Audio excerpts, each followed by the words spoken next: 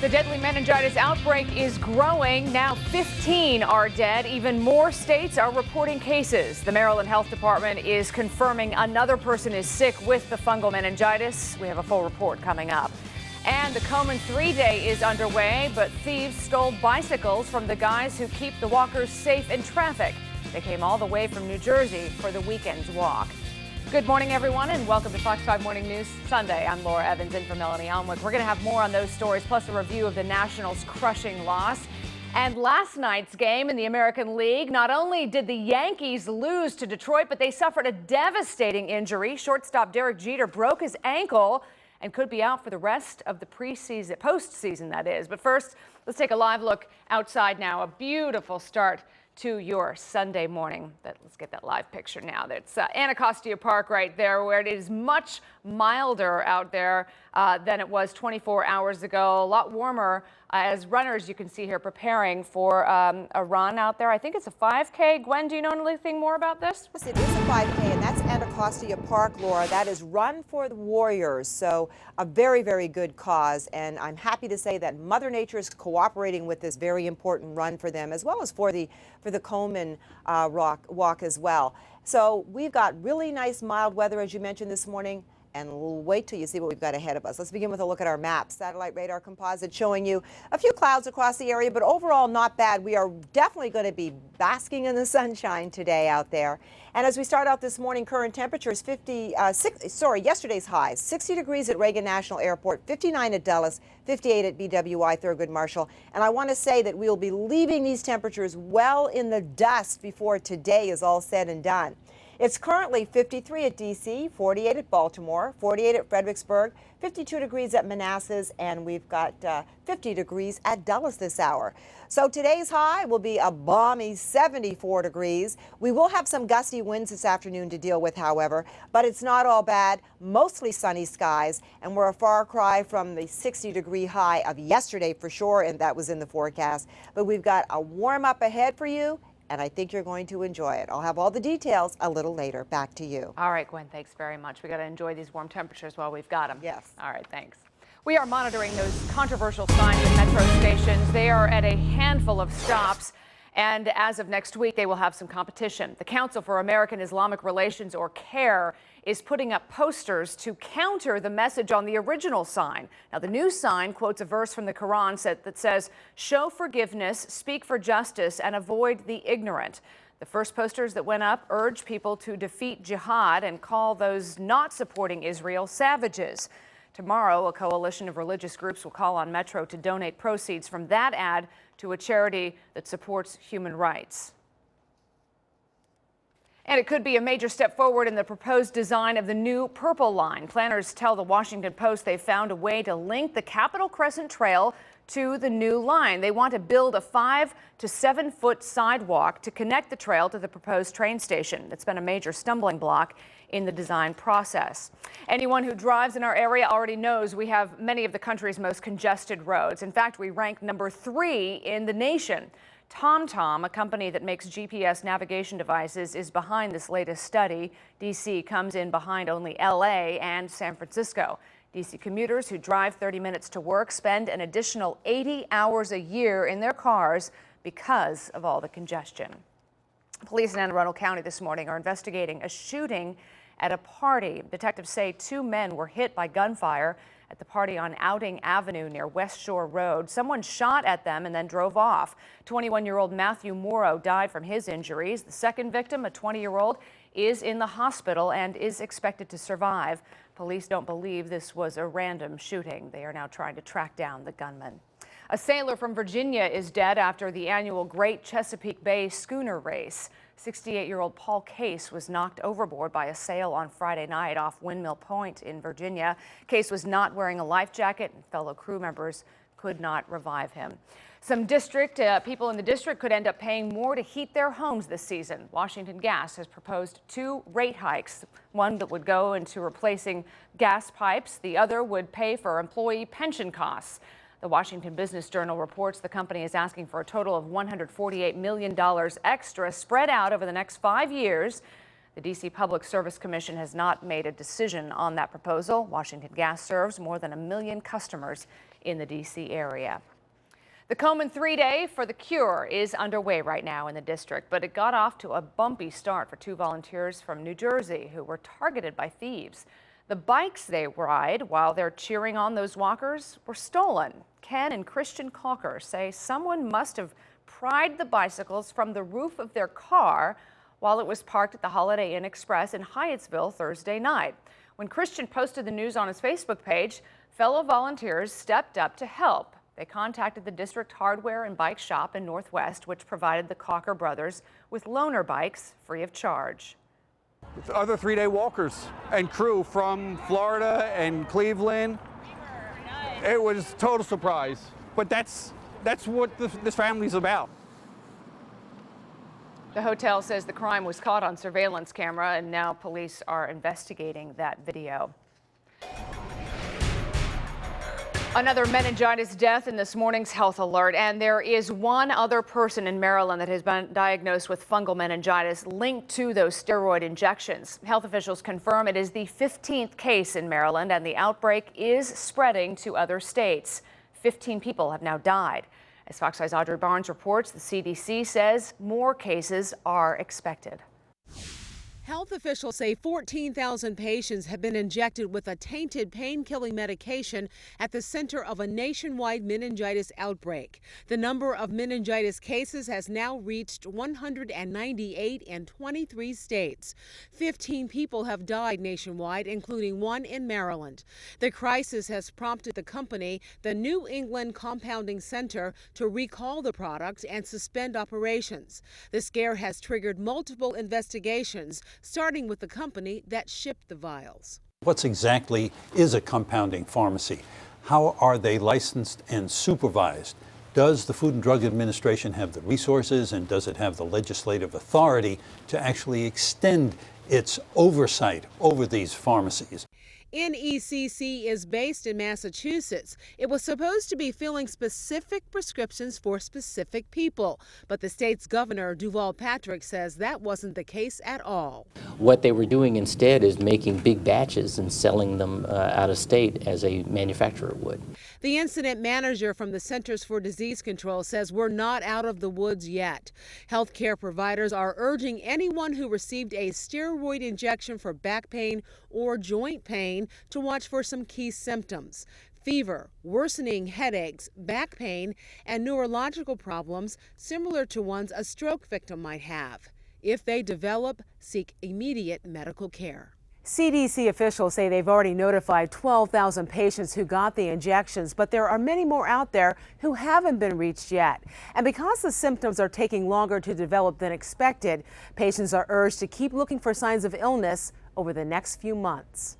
Audrey Barnes, Fox 5 News. The Redskins on Fox 5 today. The Burgundy and Gold going up against one of the biggest surprises in the NFL. The Vikings have been impressive with a second-year quarterback, Christian Ponder. He struggled in his rookie season, but this year he is leading Team Purple to 4-0 record with 6 touchdowns. The Skins defense knows not taking the young QB lightly would be a mistake. The day of football begins with the Fox 5 Redskins pregame show. That's at 11:30 this morning, followed by Fox NFL Sunday at noon. And then it is the Skins and Vikings from FedEx Field right here on Fox 5. Kickoff is at 4:25. A teenage girl in Pakistan, the target of a Taliban assassination attempt. Why? Militants did not want her or any girl in Pakistan to get an education.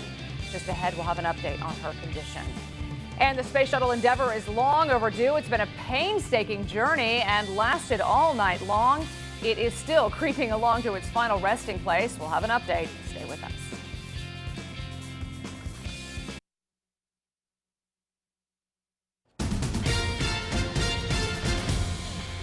Two Navy vessels collide, making headlines this morning. Pentagon officials are investigating why a submarine hit a Navy cruiser off the U.S. East Coast yesterday afternoon. The USS San Jacinto rammed the nuclear-powered submarine, the USS Montpelier. The collision reportedly collapsed the sonar dome on the cruiser, but no one was hurt in the accident. The Pentagon says these kinds of collisions are rare, but they do happen.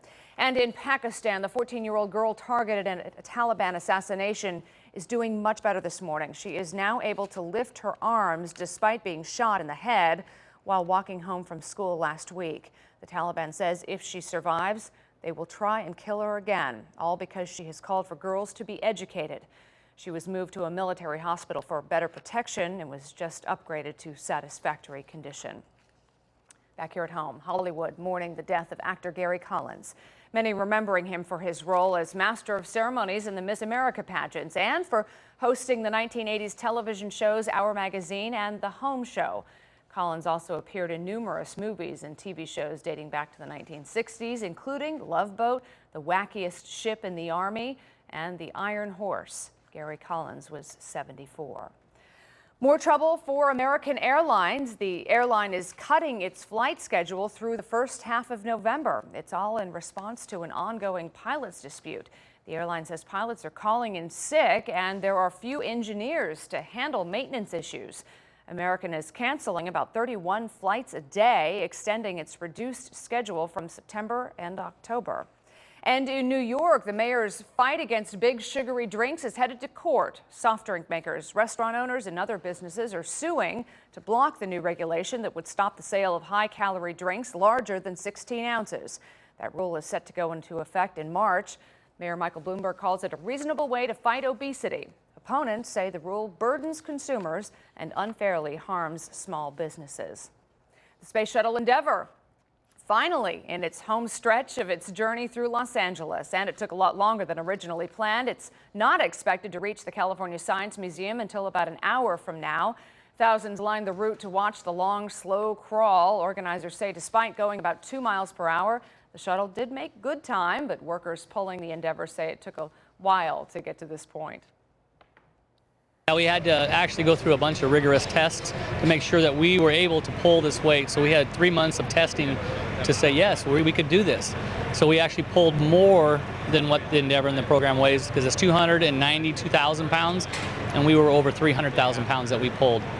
Must be a proud moment for you as well, huh? Oh, absolutely. Nervous, and it'll be a lot better once we're on the other side of Manchester, for sure. Total cost of Endeavor's final journey, $10 million. Just ahead on Fox Morning News, the killing of the U.S. ambassador to Libya is back in the headlines after the vice president claimed the White House never got requests for more security. A full report coming up right after the break. And a little later, we are getting a preview of Fox News Sunday and a look at the vice presidential debates. We will be right back.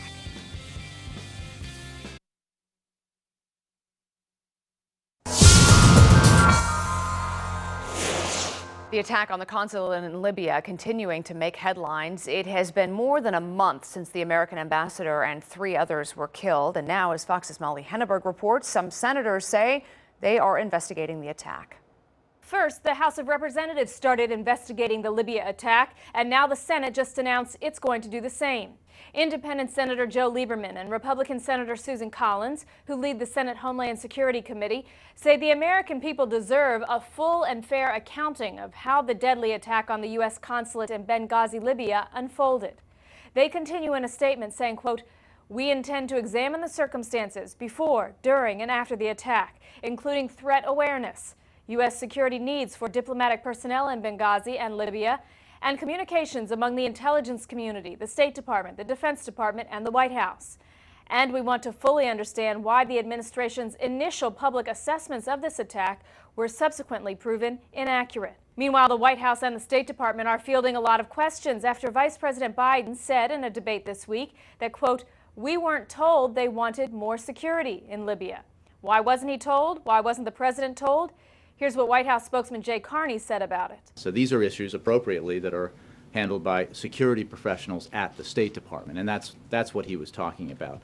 But one Republican House member who just returned from an investigative trip to Libya says the Obama administration should have known that our facilities in Libya needed more security. Good leadership, a good president should be saying, my goodness, we were bombed in Libya twice. What are we doing to improve security there? Not just sit back and wait and see. The White House counters by saying the administration had, quote, no actionable intelligence, suggesting there would be an attack on the Benghazi facility. In Washington, Molly Henneberg, Fox News. We are looking ahead at Romney versus Obama, round 2 of the presidential debates. It's the main topic on Fox News Sunday, and we're checking in with Fox's Chris Wallace for a preview coming up next. Also, Gwen is back with a look at today's weather and a workweek preview. But first, here's Fox News' Tom Fitzgerald with what's on the calendar in the next few days in this week's Capitol Rundown. Now, your Capitol Rundown with Tom Fitzgerald. We're back with your look of some of what's going on in the week ahead. It's your Capitol Rundown for the week of October 15th, 2012. Monday is a big day for Virginia voters. It's the deadline for voter registration in the Commonwealth. Forms are available at the Virginia State Board of Elections webpage. Tuesday, October 16th, it's debate day, and over at George Washington University, college Democrats and Republicans will be holding a joint watch party at the Marvin Center at 8 p.m. On Wednesday, October 17th at 10 a.m., the Aspen Institute's hosting a forum on the future of school reform and ask if educators are thinking big enough in remaking our schools. Thursday, October 18th at the Museum, historian Douglas Brinkley and journalist Nina Tottenberg will screen and then talk about a new documentary called First Freedom, the Fight for Religious Liberty. That starts at 7 p.m. And finally, October 19th at 9 a.m., the National Archives hosts its 26th annual Preservation Conference. This year, looking at how to save America's documents in an increasingly online world. And that's your Capitol Rundown for the week of October 15th, 2012. Check out our website, myfoxdc.com, or contact us on Twitter, #Capitol Rundown. We'll see you next week.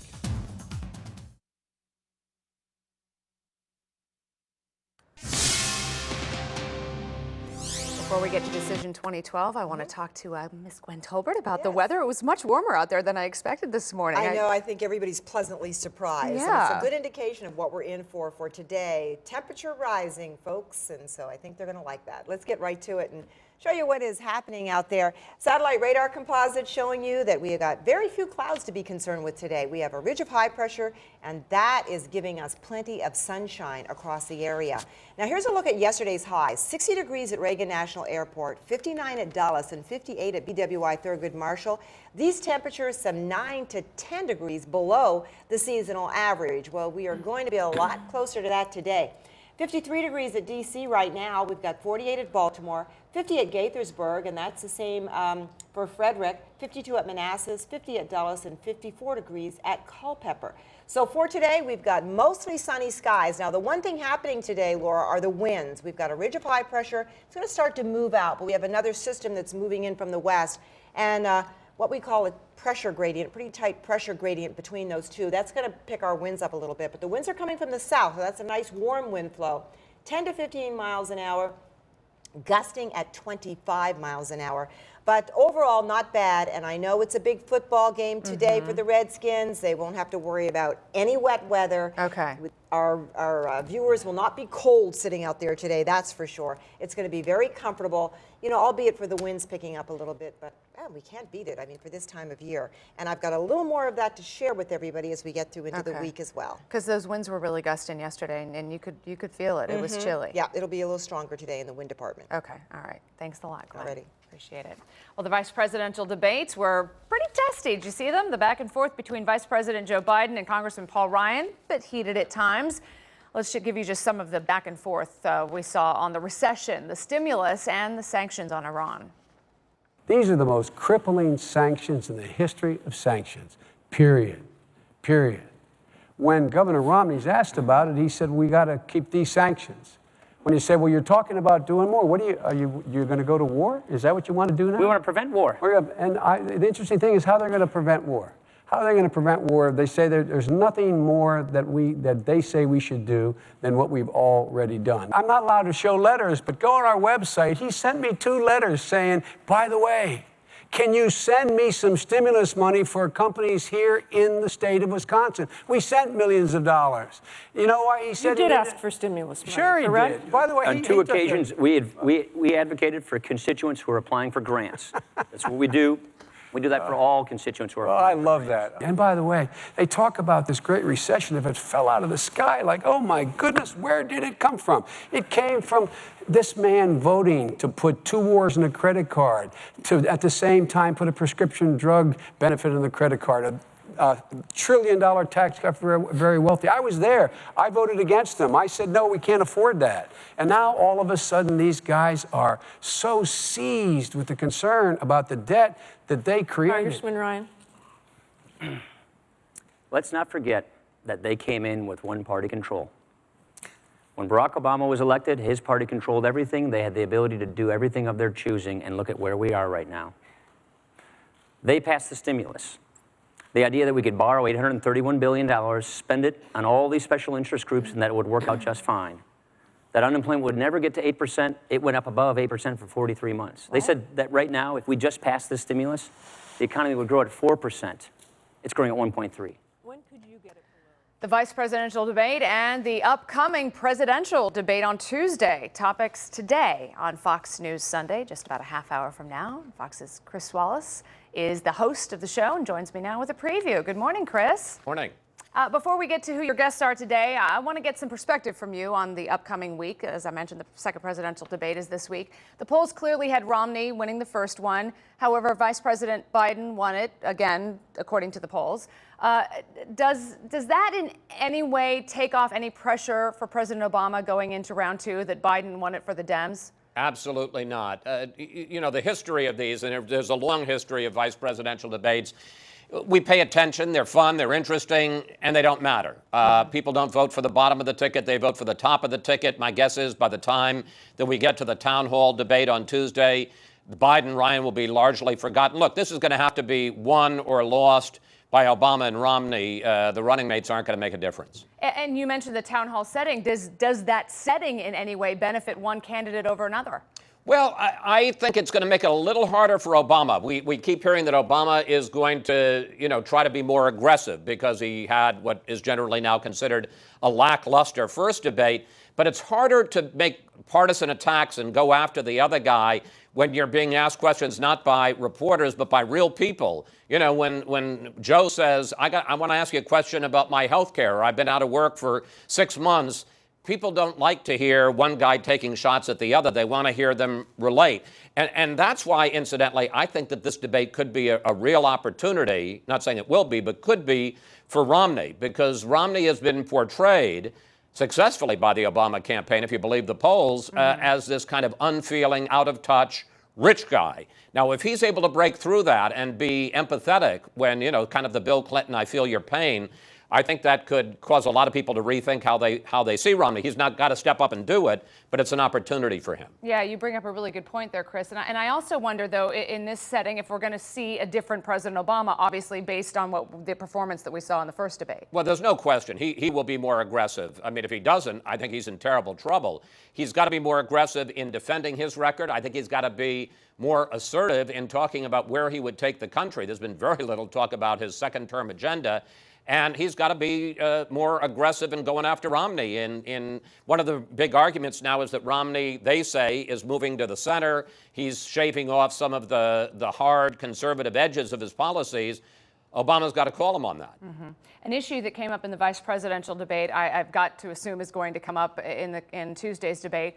The White House, the Obama camp under fire for how the administration handled the terrorist attack in Libya that killed the U.S. ambassador and 3 others. How much is that situation, Chris, going to hurt President Obama? Well, first of all, we don't know that it'll come up in the town hall meeting because it's real people. And you can't be sure that they're going to ask about Libya. It'll certainly come up 6 days later in the foreign policy debate and be a huge issue. My feeling is that it's less important in and of itself and what it says, or at least what the Romney campaign is trying to say it says about Obama's foreign policy, about political manipulation, And interestingly enough, Obama had really been running on foreign policy as a strong suit because of the fact that he had killed bin Laden, because of the fact that al-Qaeda had been degraded. But now with al-Qaeda apparently, at least on the fringes, involved in the attack that killed these 4 Americans, and the information we found out this week that people on the ground in Libya had been asking for security, for more help, and it was denied by the State Department. It's not going to be quite as much of a strong point for Barack Obama. And will you be talking about Libya on your show today? We're going to be talking about Libya. We're going to be talking about the debates and the state of the race. We've got 2 absolutely top officials of both campaigns. For the Democrats, senior strategist David Axelrod for Obama, and for Mitt Romney, the senior advisor to his campaign, Ed Gillespie. This should get very interesting. Excellent. Looking forward to it. You can catch Fox News Sunday at 9 a.m. right after our newscast. Chris, as always, we enjoy talking to you here. Thanks, Laura. Appreciate it. Thank you. Do you have any plans to see a movie this weekend? In our movie reviews, a history lesson of sorts. Hollywood director Ben Affleck out with a new movie based on the true story of the rescue of 6 Americans during the Iranian hostage crisis back in 1979. The facts recently became public, and Kevin McCarthy is up next with his review of Argo when Fox 5 Morning News continues. We'll be right back.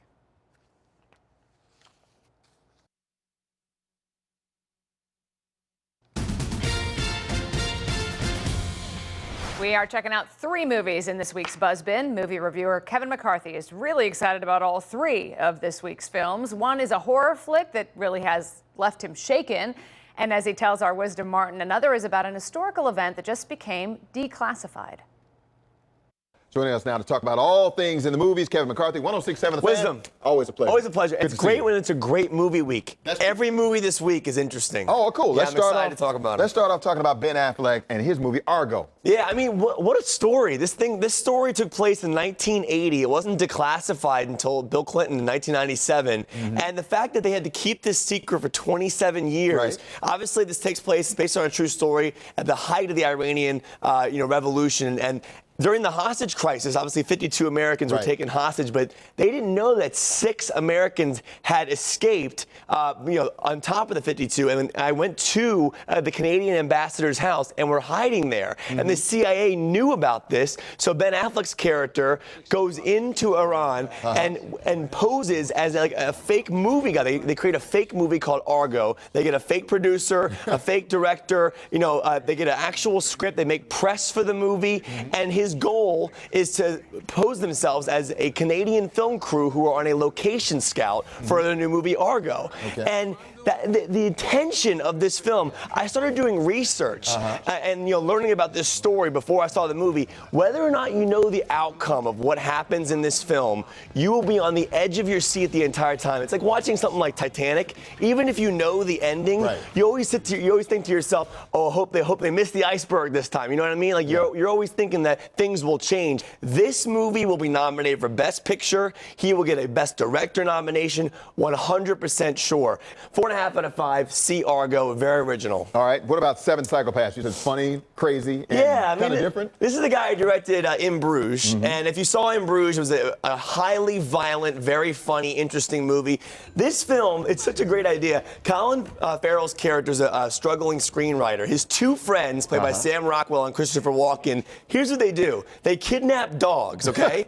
And then they return the dogs to their owners to get the reward money. You will laugh. It's very violent, very vulgar, but I really enjoyed it. Not as good as In Bruges, but very, very solid. 4 out of 5 for 7 Psychopaths. All right, 4 out of 5. All right, the last movie, Sinister now. This one is scary. I'm a little creeped out by scary movies. First of all, this is not an exaggeration. As the film ended last night, you would see my jaw dropped and tears in my eyes. And not because I was sad, it's just a shock and terror that a film can come out in this day and age, that we've seen a story like this a million times where a family moves into a house and something in that house haunts the family. But it is so original. And the idea is that Ethan Hawke's character is a struggling author. He wants to piece together a murder mystery that has not been solved by this town's police. And he uncovers one of the most sick, most twisted and disturbing stories you will ever see come alive on screen. It is ambitious, it is original, it is highly scary. I jumped out of my seat at least 10 times. Wow, okay. And every scare, it's not cheesy scares. They earn the jump scares. You'll be flipping out. I gave this movie a 4 out of 5. Very, very scary. Every movie this week is worth seeing. Go see all 3 of them. Okay. They're all fantastic. But seriously, Argo, Ben Affleck, wow. Just wow. I cannot tell you how great this movie is. All right, well, cool, Kevin. Always good to see you. Shout out your website, Rick. Yeah, follow me on Twitter. It's at BDK Reviews. Tweet me this weekend. Let me know if you've seen them. I want to know how scared you were after you saw Sinister, because I was flipped out. Cool. Check it out. Kevin, good to see you. Always good to see you, All Wisdom. right, back to you at the See you desk. guys. Love Kevin McCarthy. He's got the greatest reviews. All right, just ahead in sports, a big loss for the Yankees. Not only did they lose the game against the Tigers, Derek Jeter out for the rest of the series. He was in pain after breaking his ankle. We'll have the details on that, plus the end of the season for the Nats. Gwen, do we have to relive it? Oh, really sad. But you know what? We've got good news in the weather department. A warm-up headed our way, as well as a nice sunny day. I'm going to have all those details coming up. But first, here's our business report.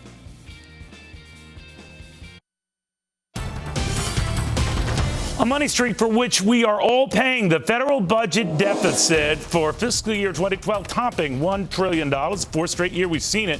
But if you want to look at the glass half full, that is roughly $200 billion less than last year's. Meantime, maybe shoppers will bring some holiday cheer to this economy because consumer confidence is now at its highest level since before the recession. Spirits are rising along with a rising stock market and a slowly improving job market. And Best Buy is doing its best to get more people buying. The electronics retailer will start matching some competitors' online prices right in the store. Most retailers avoiding those kinds of deals because online prices tend to be a whole lot cheaper, not just a little cheaper. Best Buy's online price matching starts in November. But here is something that might slow those shoppers down. Wholesale inflation rising last month, led by a surge in gas prices. Food prices also rising, and that could mean higher costs for you over at the grocery store. That's business. I'm Neil Cavuto.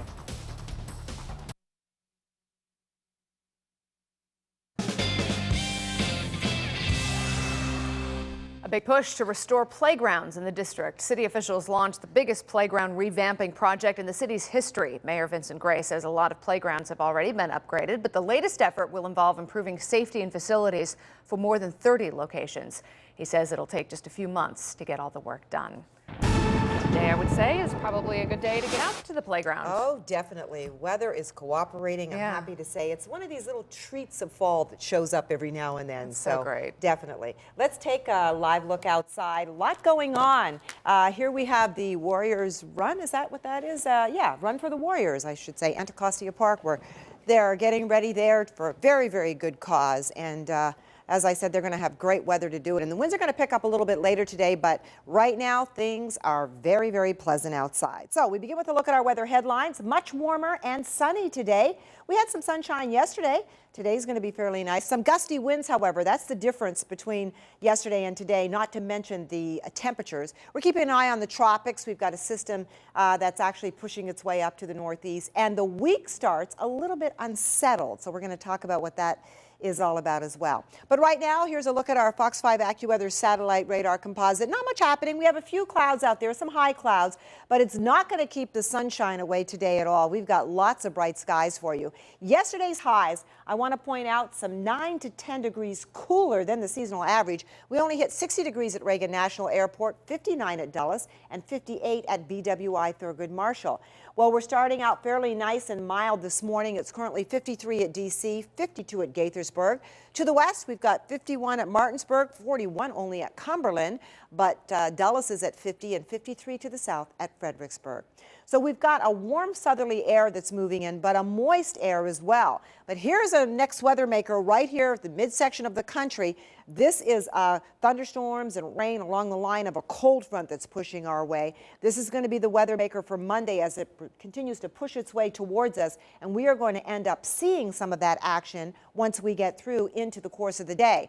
Today, however, ridge of high pressure will gradually move its way out, this frontal system moving to the north, and we're going to see that warm southerly flow come up up that's going to set us up for a very mild and warm day. But that cold front will push its way across on Monday. We're not talking a total washout. We are talking some showers. We have a possibility of an isolated storm popping up. We can't rule that out altogether. So we're going to keep our eyes to the skies on that. Here's a look at Futurecast for you. Morning commute on Monday, expect to have some wet weather that's going to be probably a little bit of a problem for you. Some areas will see some heavier rainfall than others. And as we progress throughout the course of the day, we get a little break here and there. Few rain showers still lingering around through the course of midday. And then it's not out of here until we get through into the evening and night hours. So just be prepared for that as you get ready to hit the highway, not only in the morning, but also as you head home. Here's a look at that Redskins forecast for you. Kickoff at 4:25 p.m. Mostly sunny skies. We're talking 74 degrees. Who can complain about that? I don't think anyone. As we head through into the course of tonight, mostly cloudy skies in the end. We'll see the clouds rolling in the overnight hours, 59 degrees. Winds from the south, once again from 5 to 10. Gusty winds this afternoon. I wouldn't be surprised if the winds start to pick up about 25 miles an hour gusting, but by tonight we'll see an improvement in the wind department. We get a light southerly flow from 5 to 10. So here's a look at your AccuWeather 7-day forecast. Chance of some storms on Monday. We'll see some wet weather for sure, not a total washout. Drier conditions behind all that as a ridge of high pressure pushes in, and some cooler temps, but we're still great into the 60s and the low 70s. All right, well, enjoy it while we got it. Definitely. Thank you, Miss Gwen. Sports breakfast now, and a big disappointment for Nats fans. Many still in shock after Friday night's loss, but we can't forget the great season we had, and we'll have more on that in just a moment. But first, a late night for the Yankees last night as they lost to the Detroit Tigers, going 12 innings. But even worse, team captain and starting shortstop Derek Jeter was seriously injured after a grounder up the middle left him in pain. He broke his ankle, and he is now out for the postseason. The Orioles also fell in Game 5 Friday night, 3-1 against the New York Yankees. Baltimore skipper Buck Showalter reflected on this year's biggest turnaround team in baseball. They're a special group. You know, you don't know how many times you're going to pass this way, and you know, they all they got a grip, unlike a lot of young people that they know they're not bulletproof. And they, you know, we talked way back in spring training, our first meeting, and they bought into each other, and they were good teammates, and they were people that our city and our organization could be proud of, and you'll see them again. Now here's Fox 5's Lindsay Murphy with the Virginia-Maryland game and a wrap-up of the Nats' final game of the year. Nats players and fans went from the highest of highs to the lowest of lows in the span of 9 innings. A 6-0 lead was safe for a while. Then the Cardinals started chipping away, and then the 9th happened. Those chips became chunks, and the champagne had to be moved out of the Nats clubhouse. Bottom of the 8th, Nats up 6-5. Kurt Suzuki 2 on, 2 out, pokes one up the middle off of Jason Mott. Adam LaRoche scores. The Nats with some insurance up 7-5, and the record crowd erupting because they think they got it in the bag. Top of the 9th, it's still 7-5. Daniel Descalso with the bases loaded, 2 outs, facing Drew Storen. His hit goes off the glove of Ian Desmond into center field. 2 runners come in to score. The Nats, once a strike away from winning the series, find the game tied. And the next batter, Pete Kozma, 2 on, a 2-2 count, base hit to right. 2 more runners come home. The Cardinals score 4th in the 9th. The Nationals' dream season comes to an end, 9-7. We were right there. We were, you know, like you said, one out, 1 strike away a couple times, and you know, we've come a long ways, and I think that's why it hurts even more because of what we've all been through. But we should be proud of what we did this year. I think we all knew what we were capable of doing with the team we had. I'm not saying nothing against the year. It was obviously a great year, having the best record in baseball and winning the division. But I think this is going to burn in all of us for a while. So, you know, that's not how I wanted my year to end. Definitely, you know, I wanted to, you know, play deeper in the postseason. Not ready to go home. Didn't want to take off that uniform, and you know, it's just something that you know, happens every day, or you know, happens, and you know, it's just you gotta come back next year and you know, not let it happen. It's baseball, you know. Can't do nothing about it. Just tip your cap to it and keep moving. You know, I think that we battled and gave them what they wanted, you know, a show, and you know, just to go out that way, it's a little bitter taste in your mouth, but you know, turn the page, find a new gum to chew on. find a new gum to chew on. Mike London and Virginia hosting Maryland. The Cavs looking to end a 4-game losing streak. The opening kickoff, Terps super freshman Stephon Diggs takes it 5 yards deep in his end zone, and the good counsel grad weaves his way through traffic. 100 yards for the touchdown. The Terps built a 17-0 lead. Third quarter, it's 17-3. Phillip Sims fakes the handoff, rolls right, finds E.J. Scott, another good counsel grad. 20 yards for the score. The Who's down 17-10. In the fourth quarter, the Maryland lead was only 4. Quarterback Perry Hills on a keeper, 6 yards for the TDs. The Terps beat Virginia 27-20 to improve to 2-0 in ACC play. In other scores, Virginia Tech over Duke 41-20. Georgetown falls at home to Lehigh 17-14. North Carolina A&T beats Howard 38-10. All right, Lindsay Murphy, thanks very much. 3 years after serving time on dogfighting charges, Michael Vick is once again a dog owner. The Eagles quarterback is now saying his family has a dog, and in a statement, Vick said he understands the strong emotions some people would feel about his decision to have a pet, but he says it's important to make sure his children develop a healthy relationship with animals. Vick served 18 months in federal prison for his role in a dog-fighting ring. Just ahead, if you've got the cash, Elvis's mansion in California could be yours. Just how much? Got the price tag after the break.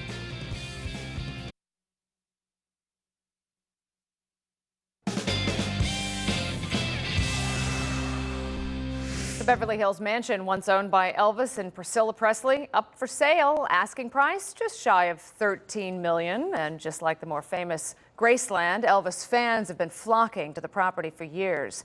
The 4-bedroom, 5-bathroom French Regency estate sits on more than an acre overlooking Los Angeles.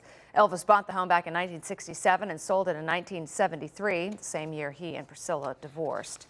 The Adams Morgan neighborhood getting a sprucing up from locals and businesses. It was the 20th annual fall cleanup. Hundreds of volunteers painted, landscaped, repaired, and improved the apartments that make up the affordable housing complex. Really, it's about community uplift, working with the residents, the neighbors, the business partners that are here in this Adams Morgan neighborhood to really try and improve not only the physical condition of the buildings that we see out here, but also the spirits of the people who live in this neighborhood. The event also helps with the cost of maintenance to the 8 properties that Jubilee owns. Let's get one last look of our beautiful beginning of our Sunday with Yes, Gwen a Tolbert. great day today out there. Plenty of sunshine. It'll be a little bit windy, but for those of you going to the Redskins game, it's going to be a very pleasant day. We're looking at 4:25 p.m. kickoff, mostly sunny skies, 74 degrees.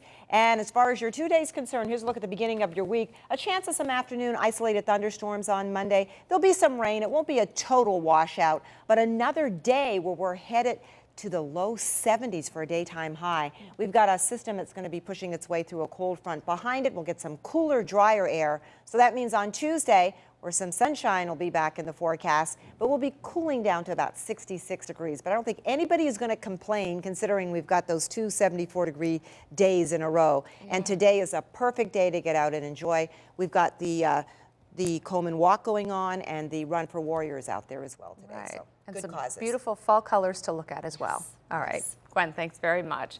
And that does it for us here on Fox 5 Morning News. Stay tuned for Fox News Sunday. Starts at 9 o'clock, just in a couple of minutes from now. Don't forget, football starts with the Fox 5 Redskins pregame show at 11:30 and Fox NFL Sunday at noon. The Dallas Ravens game starts at 1 o'clock. The Skins and the Vikings take the field at 4:25. Lots to catch up on throughout the day. Don't forget to get outside and enjoy the day as well. See you later.